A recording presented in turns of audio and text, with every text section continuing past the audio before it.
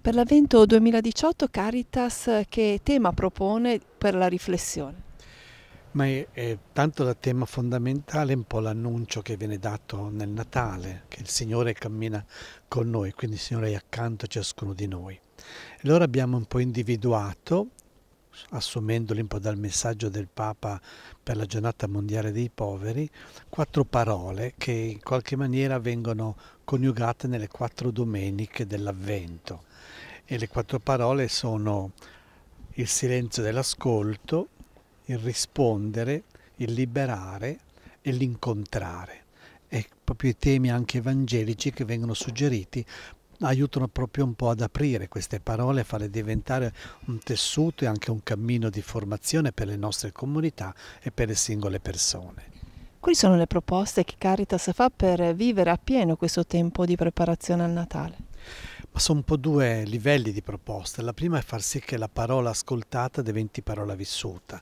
E allora ci sono anche nei testi che vengono consegnati, nelle schede, dei suggerimenti perché possa questa parola ascoltata la domenica durante la settimana masticata e vissuta. Sono testi desunti dal documento finale del Sinodo sui giovani, sono desunti anche dalla lettera del Papa sulla santità, Gaudete ed esultate, ad altre piccole osservazioni. Sono piccoli segni che aiutano un po' un cammino.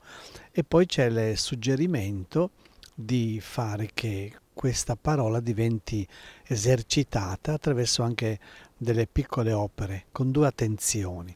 L'attenzione al territorio, quindi i centri di ascolto, il dormitorio Casa Abruzzone, i luoghi della distribuzione sia del vestiario che degli alimenti, e l'altra parte c'è un impegno anche più missionario, che è il sostegno della mensa diocesana che noi abbiamo nella nostra missione a Cuba con Don Claudio, e quindi può sostenere quelli 200 pasti quotidiani che vengono offerti a Cuba.